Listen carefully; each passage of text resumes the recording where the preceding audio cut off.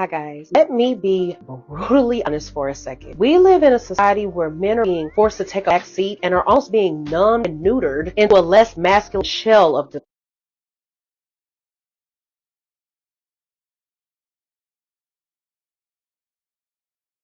themselves. None of this is done by accident. As women rush out, fill their spots in society, we're seeing men being emasculated, living inside a culture that's becoming increasingly feminized.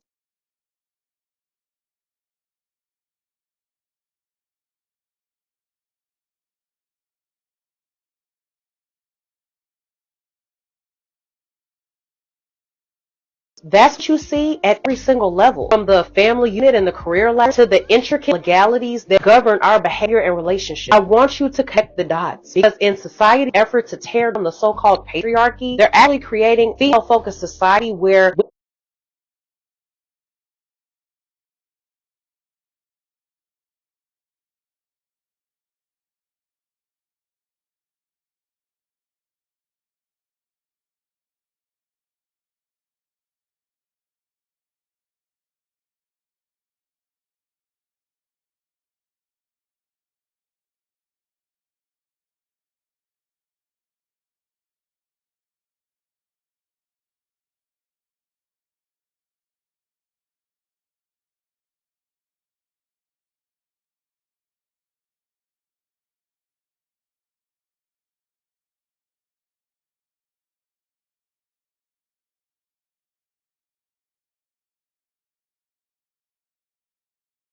women directly benefit from emasculating men and their roles. And let me tell you how. First, look at it this way. Throughout all of human history, women have needed the protection and provision of men. But only in recent decades has there been a competition for this role. It stems from a welfare system that's increasingly undermining a man's place in a woman's life.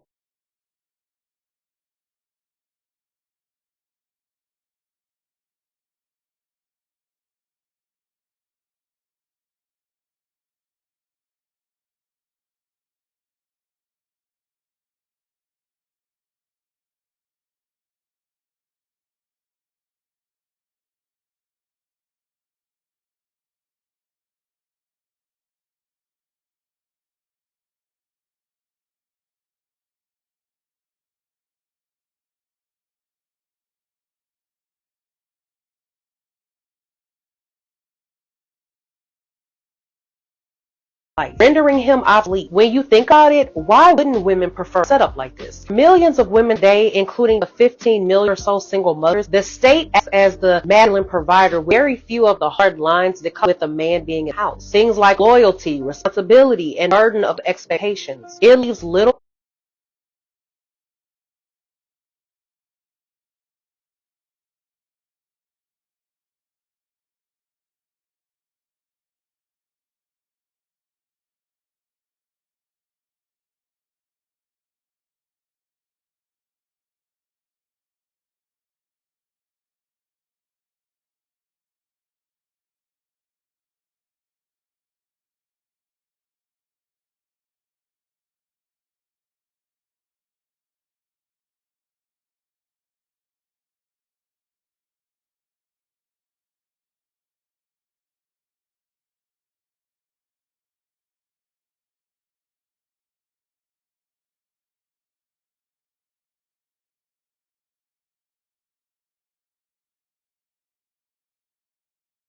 incentive for her to pick the right man and actually stick by him. And it gives her a safety net for all of her bad decisions while the man falls by the wayside because he's now unneeded. Do you see the bad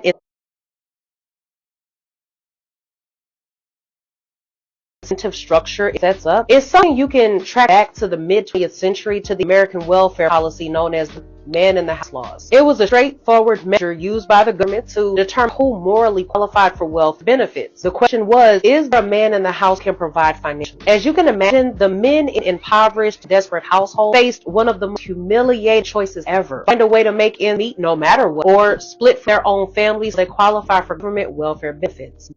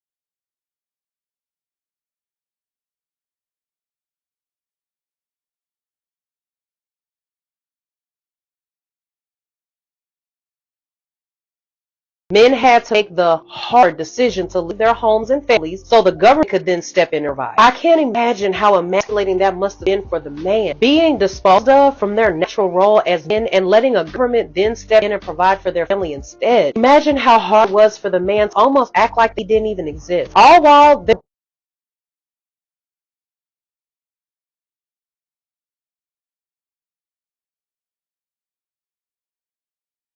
women still had a solid provider in the form of a government check. You'll rarely hear about this in today's feminist reading of history, but the laws show us how women benefited from gender stereotype because they themselves were not expected to be the providers. But stealing a man's masculinity for benefit goes even further than taking away his ability to provide. In the United States today, tens of billions of dollars flow in the form of child support payments, and 85% of that go from fathers to the children's mother. Ironically, the legal obligation for child support, coupled with strict custody visitation rights, effectively reduce men to being financial providers and nothing more. Think about the blow to these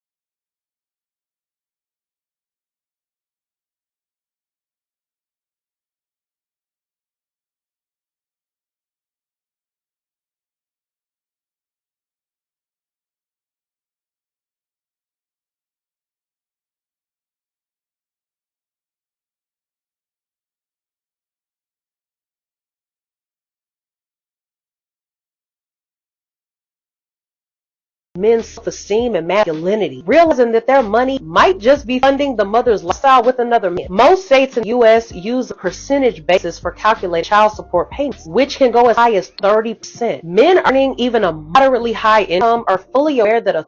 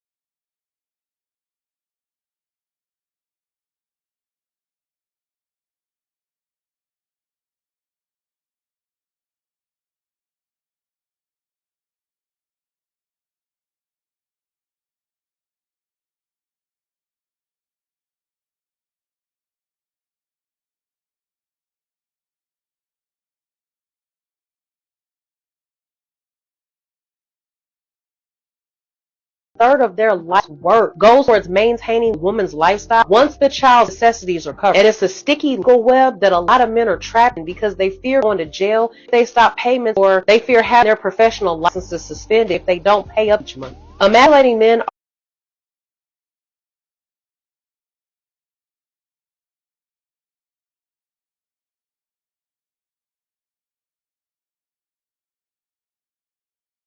also extend on a larger scale of family and society. As women in their droves join men in the office workplace, we're also witnessing a collapse of the traditionally masculine and competitive behaviors usually found in all male work environments. From things like gender-appropriate language and sensitivity training, the kind of feminization or softening up you see in a workplace to accommodate the women. Back at home, men are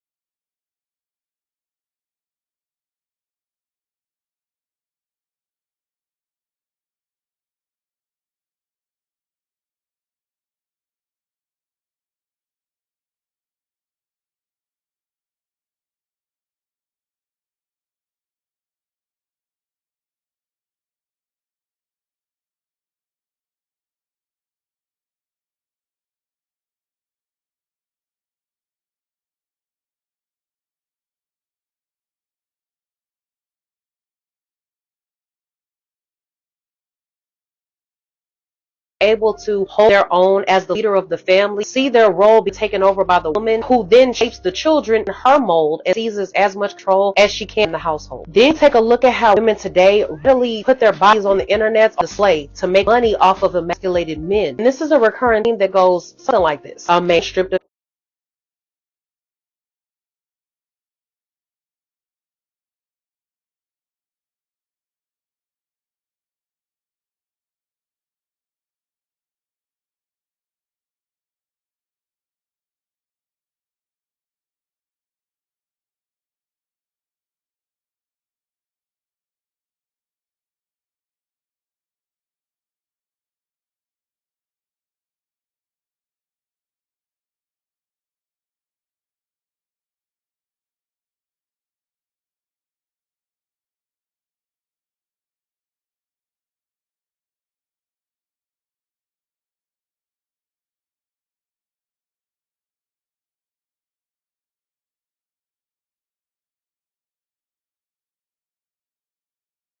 his inherent qualities like determination, discipline, and a sense of duty becomes a shadow of his former self. In this weakened state, he becomes easily manipulated and a pawn in the hand of any woman who wants to exploit him for her gain. It's dynamic where traditional masculinity is not just undermined but inverted, leaving men susceptible to being used as tools for these women's financial gain. This isn't just about gender equality, it's strategic reduction of men's roles for certain benefit. Men are increasingly positioned as secondary, leaving their inherent strengths and values undervalued. This shift is just a concern for men. It's a societal issue that needs attention and understanding from all of us. It's time we seriously assess these dynamics and their long-term impact on society. So that being said, until the next video, I'll see you guys later.